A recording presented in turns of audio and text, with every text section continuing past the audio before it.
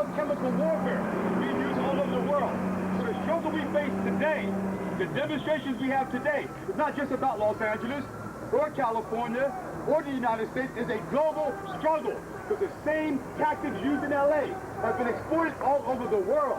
For those of you in the foreign press journalists, go into the shanty towns and the ghettos of London, of Ireland, of Johannesburg, of Lagos, Nigeria. You see the same crack neighborhoods that you find in South Central, that you find in Venice Beach.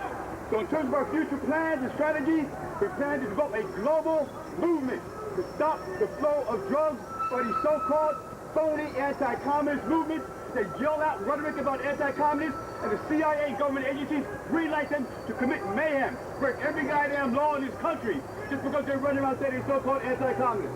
So on behalf of the coalition, we thank you, we encourage you to join us in helping us promote this cause. We're arranging a demonstration right now from the LA Times, to the LA Times, the New York Times, and the Washington Post have whitewashed this question of cocaine and the government. We know the CIA has agents assigned to these major media, and to do the spin they have done. The crack is a black issue as opposed to a human issue. It's against objective demographic facts in terms of drugs. We thank you very much.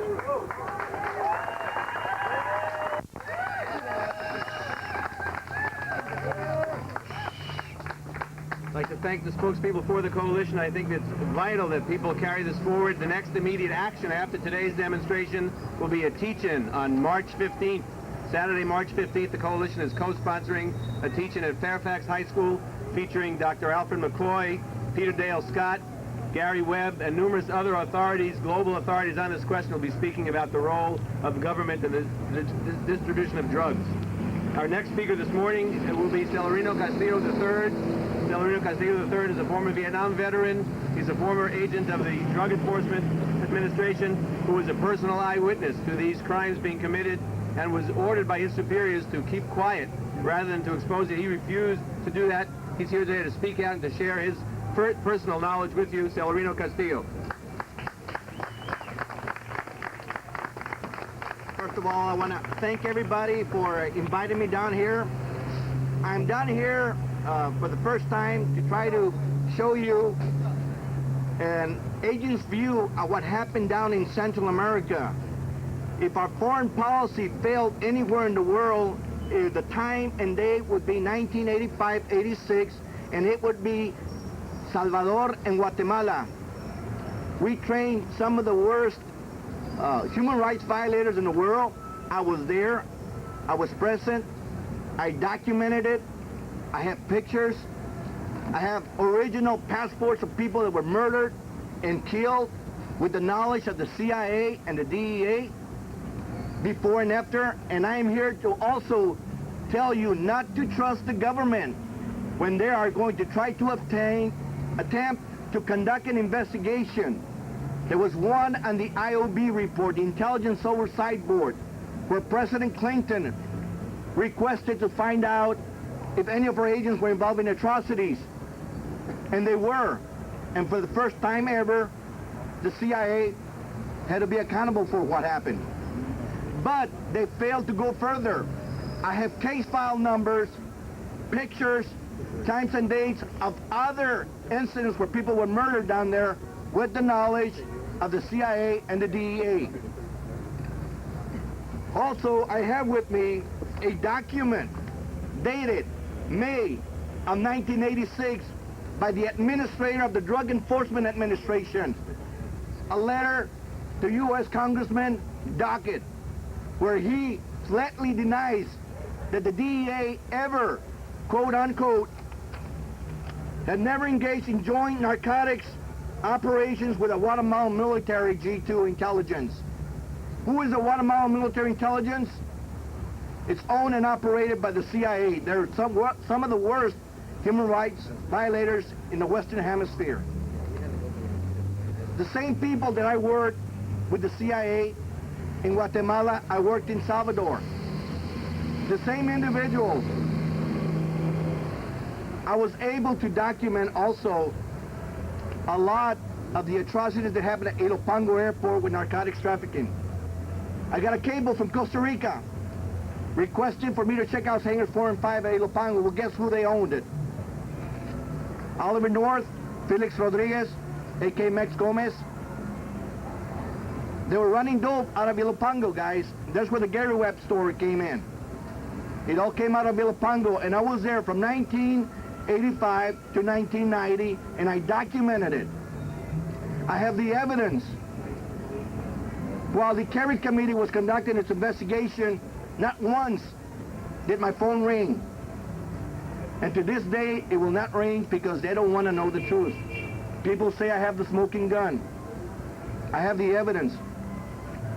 So we can't trust the government. The only chance we have for this is we get the Open Records Act passed. They did it with the JFK files, and if we can open this up, every congressman and senator wants to sign off on it, and if they do, then it will be disclosed who was involved in the obstruction of justice in the government. There's still in the government people that covered it up. So I thank you all for letting me speak here today, and I will be out there again and showing you some other documents and passports of the families that were murdered and killed. And with that, I leave you. Thank you.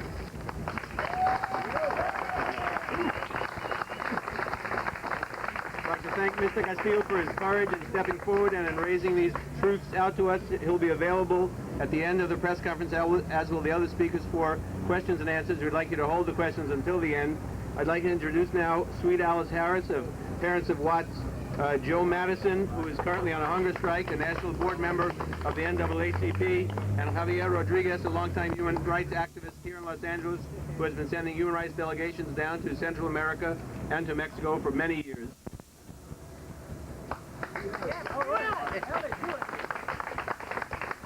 Good morning. This is indeed a pleasure for me to be here and to hear what I have just heard. Now, I don't know who did it, but I know it was done because I know in my community, in the Watts community, let me tell you how long I have been up all night. We just had a shootout in my neighborhood, and we slept on the floor last night. Night before, we had shooting there. And all of this because of the cocaine that's in our community. Our children are mentally ill and shooting up one another. That's right. And we need to know, we need some help. We need help in the community, and to hear this. I know it came in there because I was there. We just didn't know who did it. And to think about the CIA would have done this. You know, I want to ask, why to us? Now, I know you would probably say, well, who else would you suggest? When I say us, I mean all the people that has gotten on these cocaine. We've done a good job with trying to raise our children, doing the best we can. And then they bring the drugs in here, make them mentally ill where the mothers is walking around selling milk from the babies, selling diapers from the baby. That's not a mother. Her brains has been destroyed. That's right. And then all you can do, they tell us 3 strikes and you out. Why they want to do this to us? Yeah. We are citizens. We are human beings. That's right. And then they look like we're dogs, and we are nothing. Have you seen a mother, pregnant mother, 9 months on cocaine? You ought to follow me. You should follow me because that is happening, but you know what these drugs are doing? You know they're killing our children. And then you put them in jail. And then when you turn them out, they're more madder than they were when they went in there. There's no cure for the brain cells once they've been destroyed. We need mentally programs, and guess what they're cutting out now? They're cutting out the handicap programs and mentally programs, and they have destroyed our children's brain. And I'm still trying to see why you want to do this to us. What are we supposed to do as parents? Sit back and see our children kill up one another. We can't take no more of this here.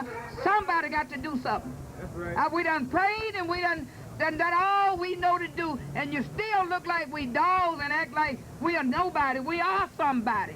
Right. We do love our children. We do want the best, but we can't do that when you do this.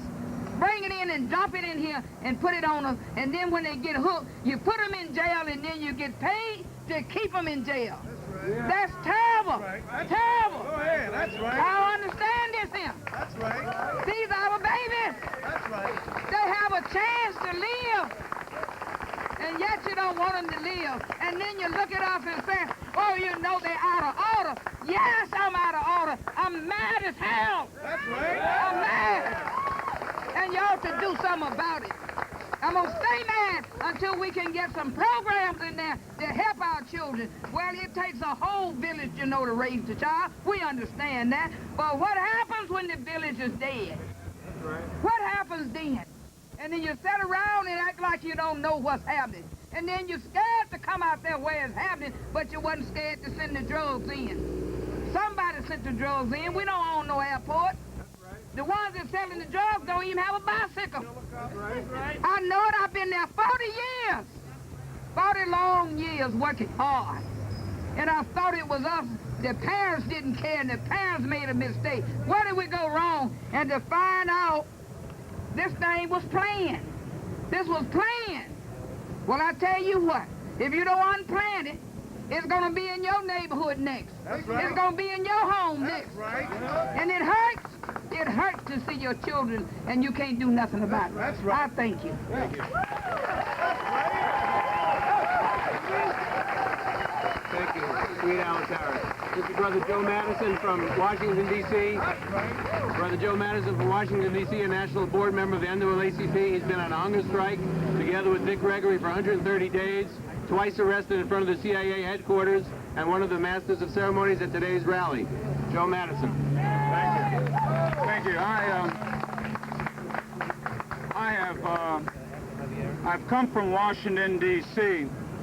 to represent Dick Gregory and myself to, number one, as Dick would probably say, to say thank you. Thank you to this coalition of white Americans, of African Americans, of Latinos, of people of every race, of every ethnic persuasion, of every background, of every economic. Say thank you. Say thank you for shedding a little light on where there was darkness. You know, whenever you go into a basement and it's dark, you don't try to push darkness out the window. All you have to do is turn on the light. That's right. And you watch the roaches run. That's right. And what has really happened here, and please understand this for someone who has talked about this issue on my radio program for 3 hours a day, 5 days a week for the last 6 months. What has happened is that they never thought that we would be on this issue as long as we were on it. That's right. They thought that it would simply go away as it went away in 1986 and 87. But we are on it. Let me also say thank you. Let me say thank you for being able to have the courage to follow what Dick and I did back in September. You know, when two of us went to the gate of the CIA, we stretched this yellow crime tape in front of the gate of the CIA, and we turned around and declared there was the crime scene. And they put us in handcuffs.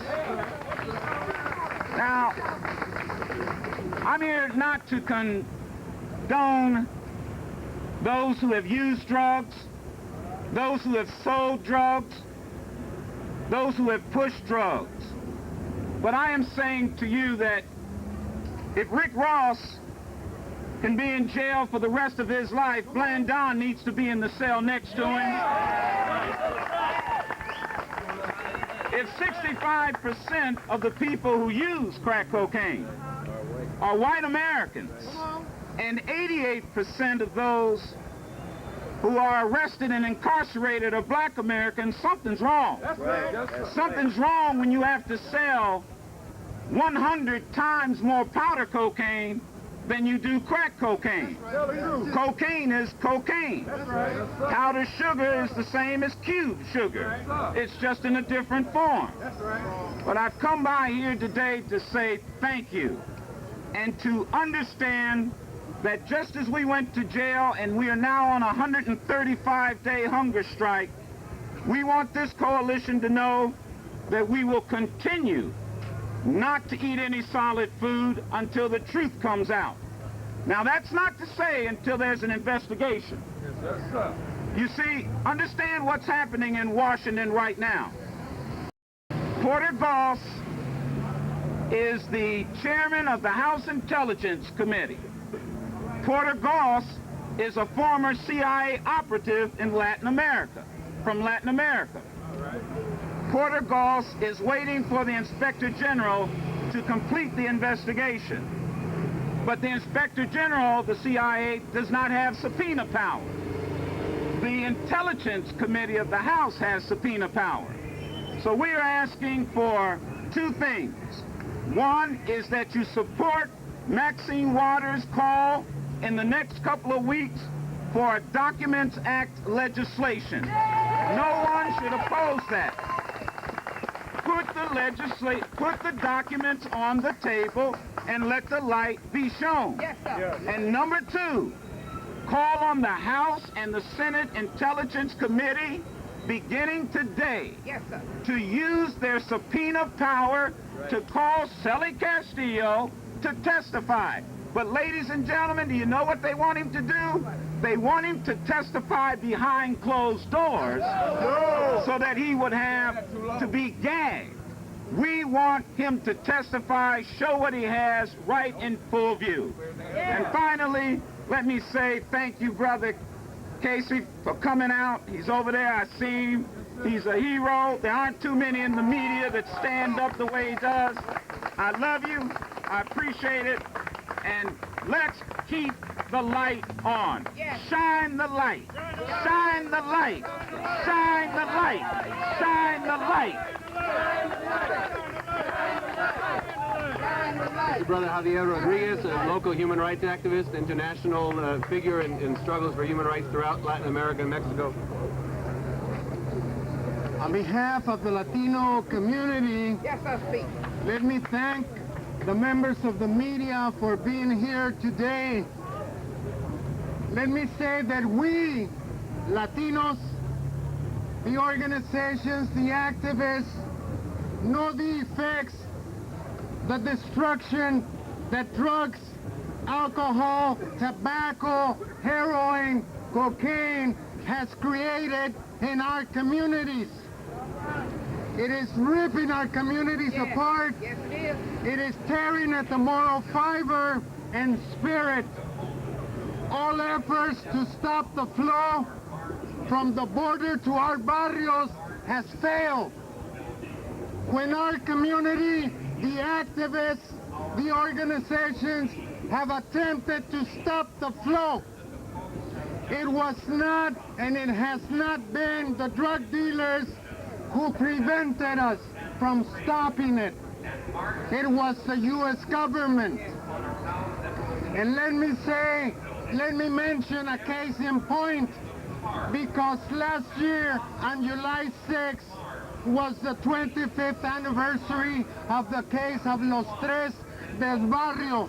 3 members, 3 activists of our community here just a few blocks away in the housing projects of Pico and Aliso shot a federal agent who was posing as a drug dealer.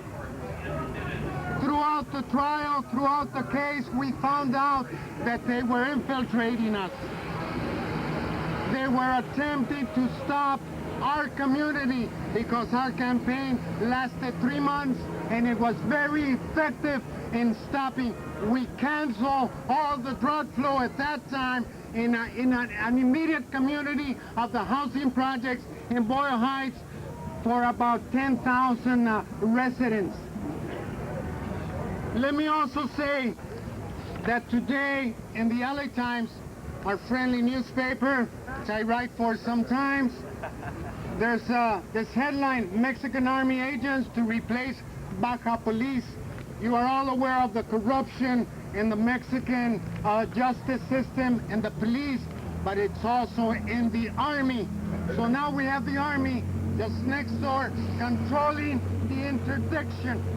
But there's one paragraph that I want to lead you to, and it says, 46 new Baja agents, military men trained in combating drug traffic, have already arrived in Baja. Who trained them? was the U.S. government. The U.S. government that has trained them.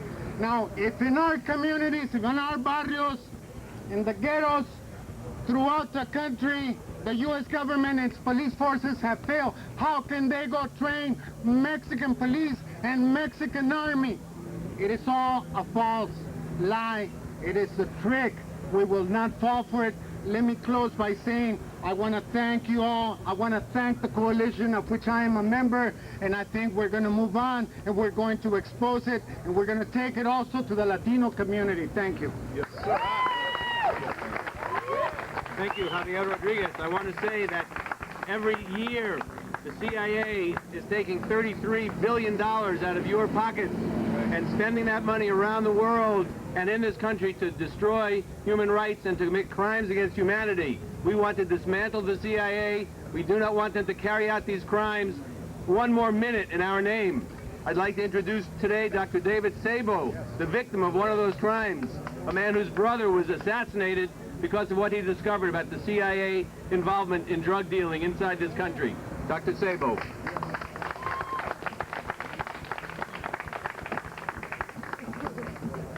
Thank you all for coming here, and thank you for having me here. I'm here because the screams of our loved ones are not being heard where they should be heard in Washington, D.C.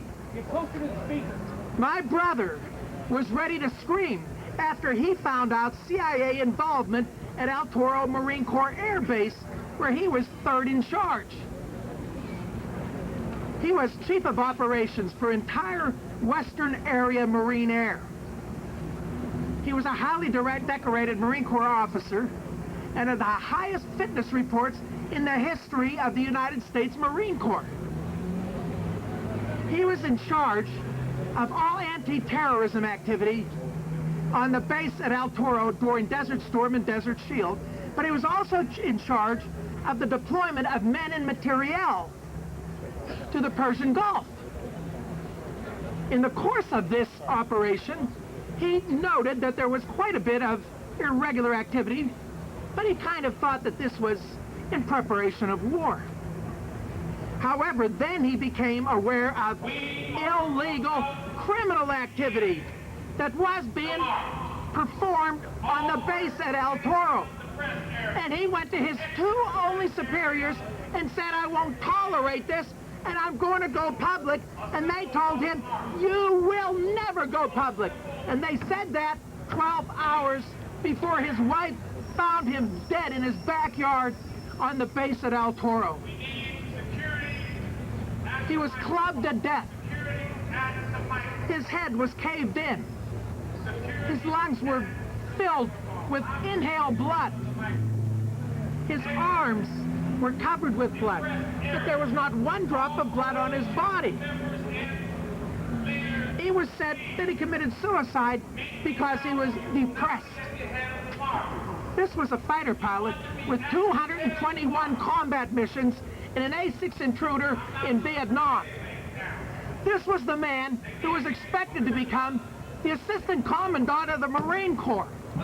He was depressed. It's interesting. They said that he took a shotgun, grabbed it with his left hand, shoved it in his mouth, sat down, reached down, and depressed the trigger with his right hand. Now remember, the blood covered his arms. There was not one drop of blood on the gun. Not one fingerprint of his was on the gun. And they keep on saying it was suicide. On September the 12th, 1996, I testified before a Senate subcommittee of the Armed Services. And I said, the fact of suicide isn't even, it's insane. Murder has been proved in spades. But what I'm interested in is the motive of the murder. I knew the motive of the murder. After 6 years of investigation, I realized my brother was ready to expose illegal CIA activity on that base. The transfer of giant C-130 aircraft to CIA cover companies for the transportation of cocaine into this country and weapons across the world to continue their agenda of power and control. Colonel Sabo knew the odds and knew the power of those he was about to attack, but his courage went beyond any possible fear.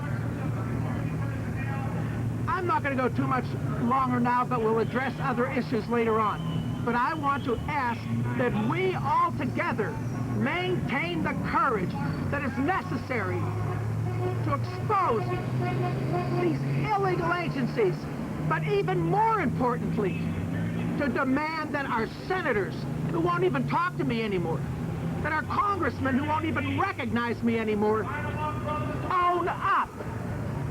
In Washington, I want you to hear this. In the immortal words of Dante, the hottest places in hell are reserved for those who in times of moral crisis remain silent. Thank you.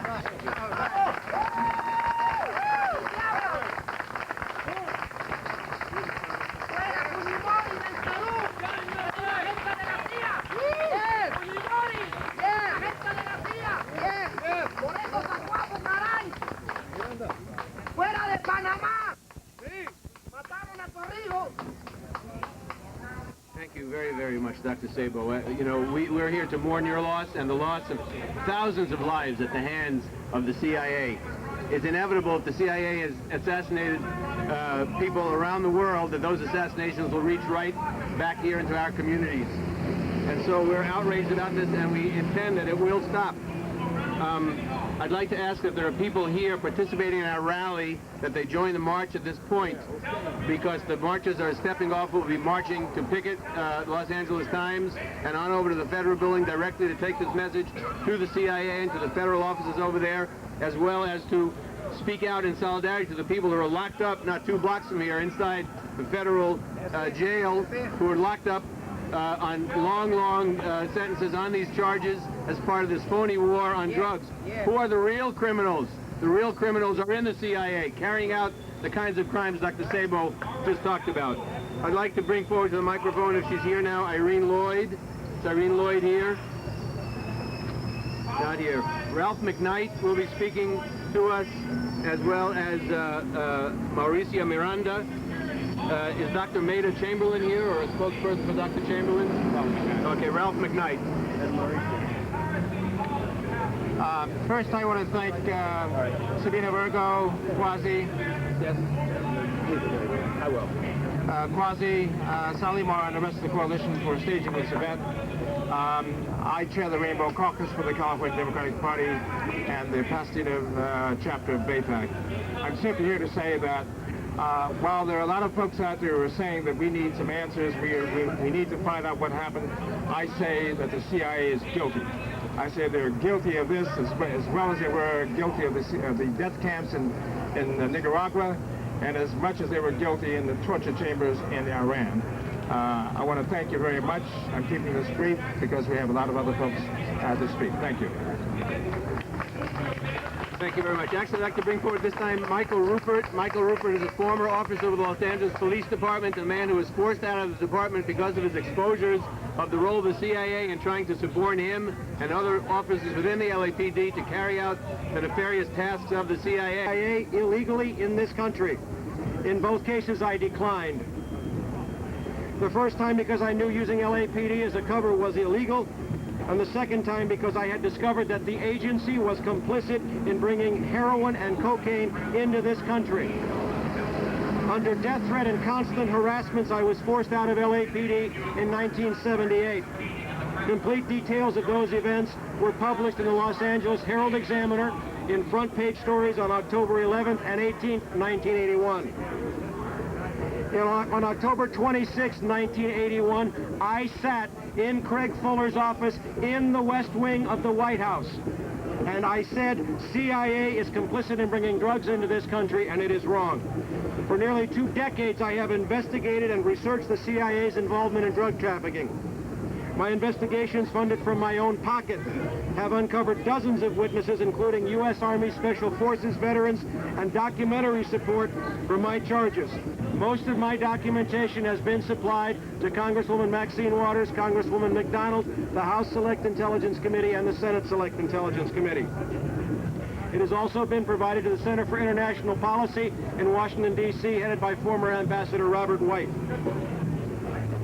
I have recently provided information to both the LAPD's Inspector General's office and to Greg Berg, commander of LAPD's narcotics group, supporting my allegations.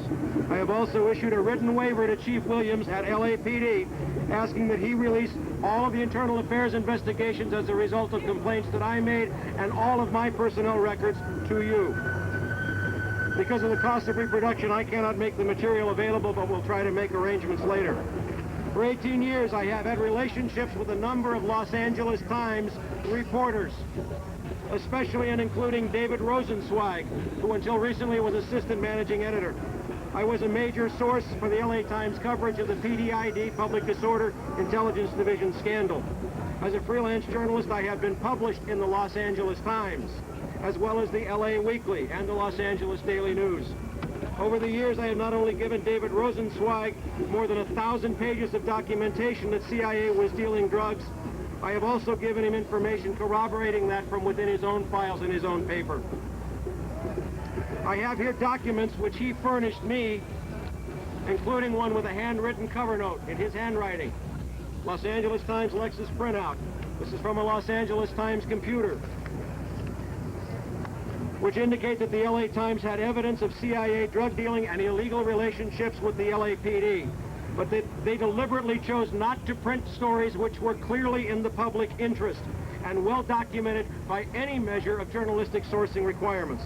First, when I resigned from LAPD, I made specific allegations that the CIA was involved with Mafia Don Carlos Marcello in New Orleans for the specific purpose of shipping guns out of the country to rebel groups in the Middle East and bringing heroin in. I gave locations in Baja California, Mexico, and New Orleans. I gave all of this information to Dave Rosenzweig at a meeting arranged by Linda Valentino of the ACLU in 1979.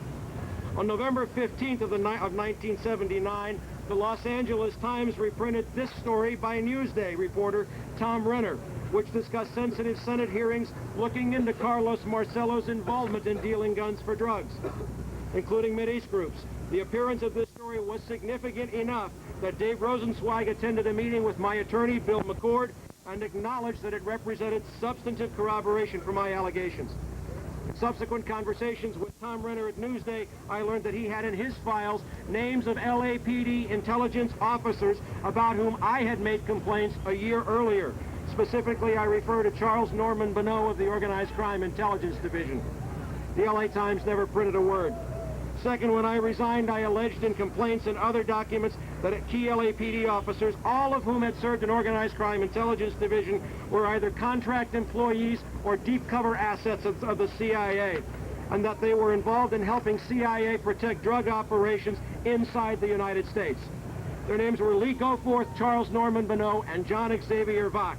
At the time of my resignation, John Xavier Vach was the driver bodyguard for LAPD Chief Daryl Francis Gates.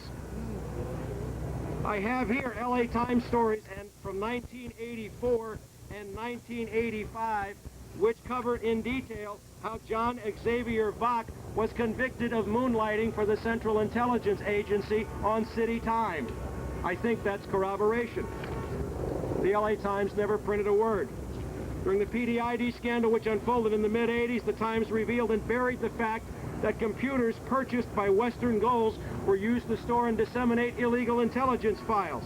The Washington Post disclosed briefly in '83 that General John Singlaub, who was a well-documented CIA veteran connected to drug trafficking and a major Iran-Contra figure, was on the board of directors of Western Goals. The LA Times never printed a word. Evidence of my special relationship with the Times lies in the fact that on 4 separate occasions, the LA Times has put my picture on the front page of the paper. Issues completely unrelated to CIA and drugs. Time after time, I have provided hard, substantive, verifiable data on CIA connections to drug trafficking in this country, and the Times refused to print a word. the Los Angeles Times coverage of the Gary Webb stories, their complete omission of remarks made by Jack Blum, former chief counsel to Senator John Kerry at the Kerry hearings, and their failure to print even a word of my confrontation with John Deutsch in Watts is indicative of something more sinister than a lapse of judgment and truly reflective of both an arrogant disregard of the facts as well as a total disregard for the welfare of the citizens of Los Angeles. The pattern of cover-up and concealment is indicative that not only the Los Angeles Times, but the New York Times and the Washington Post, as well as other major media in this country, are not acting in the public interest, but in collusion with the Central Intelligence Agency to conceal the horrendous crimes of the agency against Americans from Americans. I will welcome your questions.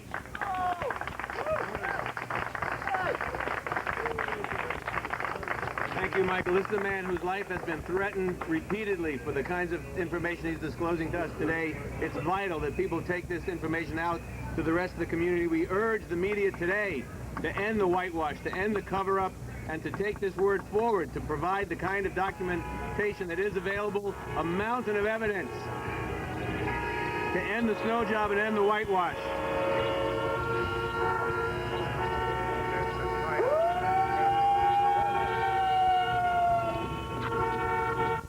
I'd like to introduce now Mauricia Miranda, an activist, a Mexicano who's been involved in Washington State in the same struggle against drugs, and also Reverend Jungmei Park, a Buddhist of African descent. Mauricia. Is Ralph still here? Translate. Sorry, yeah. Ralph still here, McGee? Yeah. Oh, okay. All right. Hello, mi nombre es Mauricia Miranda. Good morning. My name is Mauricia Miranda.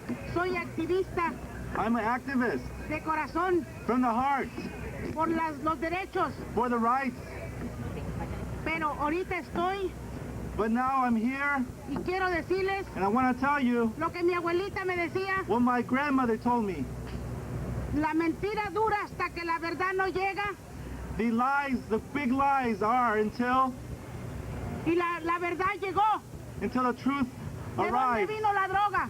Where did the drugs come from? Y pedí que me dejen hablar en español, I asked the organizers, let me speak in Spanish. porque también nuestra raza Because our people, ha sido afectada por la droga. the Latinos, have been affected by the drugs. Nuestras comunidades mexicanas, latinas, latinoamericanas también se afectaron.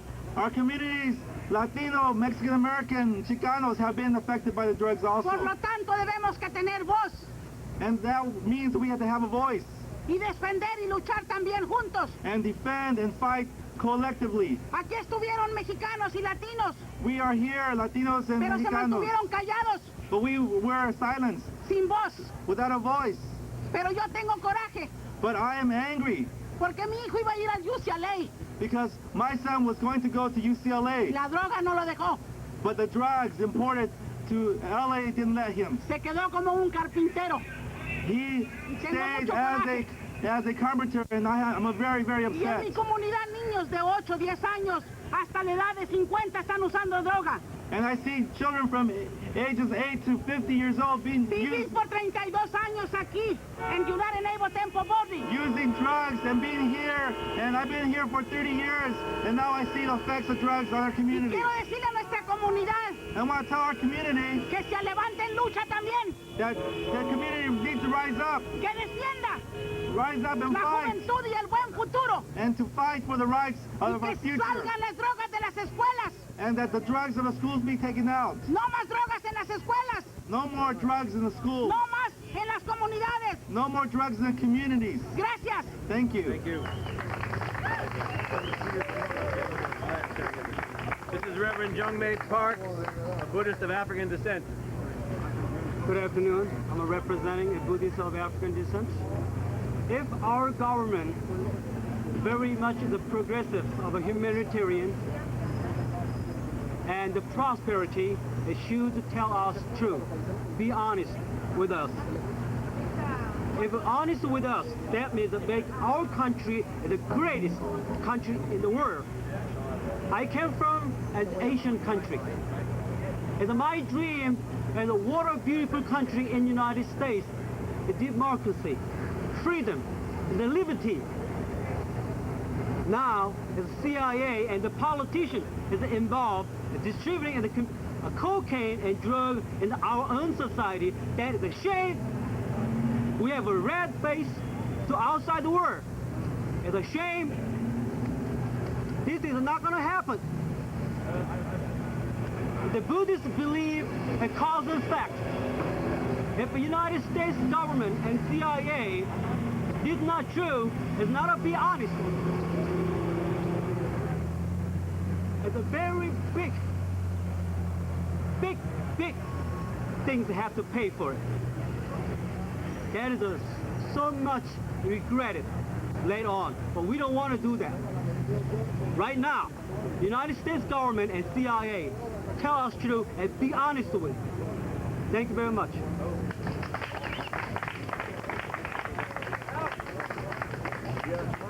Thank you, Reverend Park.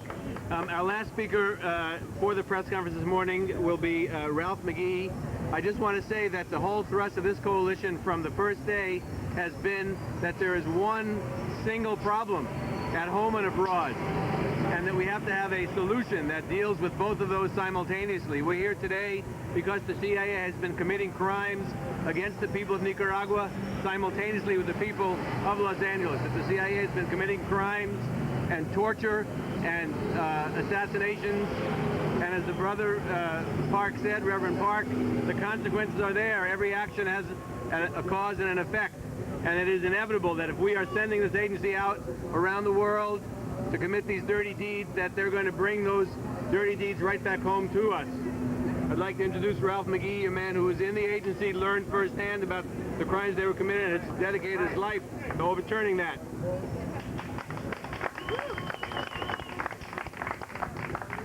Thank you very much for inviting me to participate in this meeting. A little bit about myself. I served in the agency, the CIA, for 25 years. At first, I was a dedicated anti-communist, and I began to see what was going on in the agency.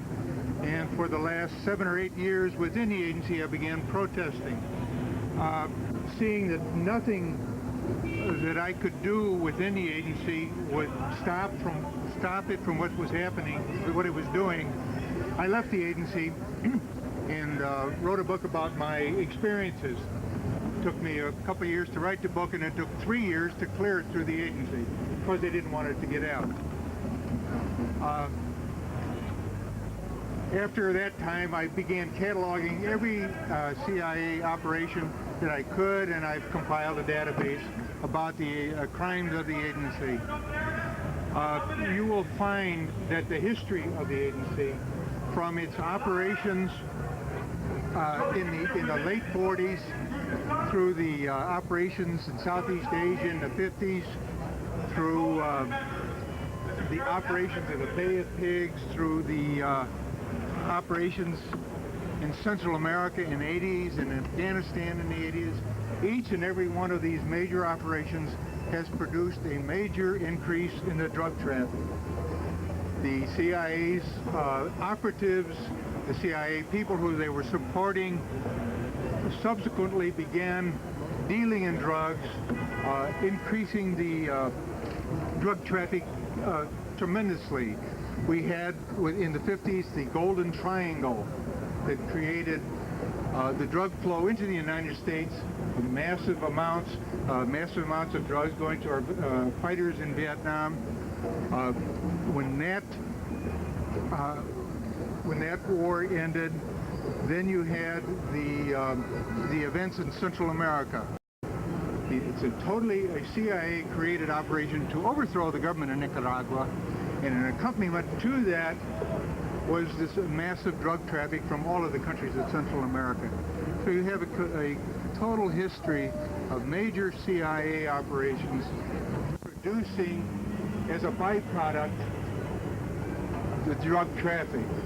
There's a great irony in all of this. While the agency was sort of the #1 facilitator of the drug traffic around not only the United States but around the world, it was also had the charter for fighting the drug traffic, which it tended to ignore when it came to its operational associates. As I said, I have been fighting this for, I guess, since 1967, and I am encouraged here to see what is going on. You have the impact of the people getting together, working together, and not letting this issue die, and it's very, very encouraging. Thank you. So just to sum up, we want to point out that these crimes are not the crimes of yesterday, they're the crimes of today. Just this past winter, the man who was the CIA contact person in Venezuela, a top army general of Venezuela involved in the so-called interdiction of drugs, was indicted for smuggling a ton of cocaine into Miami. Right now, there's a lawsuit pending in federal court where an agent of the DEA in Burma is suing the CIA for bugging his office and turning over to the Burmese dictatorship and narco-dictators the names of people who are attempting to collaborate with the DEA in stopping heroin trafficking from Burma to the United States. These are not the crimes only of 1980 or 1987. These are the crimes of 1997 and today. And these crimes must be stopped, and they will be stopped. We invite people to participate in the coalition. I invite you to call the coalition at 213-730-4760. Write to us at Post Office Box 191601, Los Angeles, California 90019. The next major activity of the coalition, again, after today's march and rally, which will be continuing until 5 o'clock. And if you're seeing this on the news, come down and join us. The next major activity will be on March 15th. That's 3 weeks from today. On a Saturday, we are co-sponsoring a teach-in at Fairfax High School featuring Dr. Alfred McCoy, the leading researcher on this question, who 25 years ago published The Politics of Heroin in Southeast Asia, exposing the role of the CIA in Air America in bringing heroin and a plague into this country in that generation, and has continued his documentation to this day. Thank you very much for your participation today.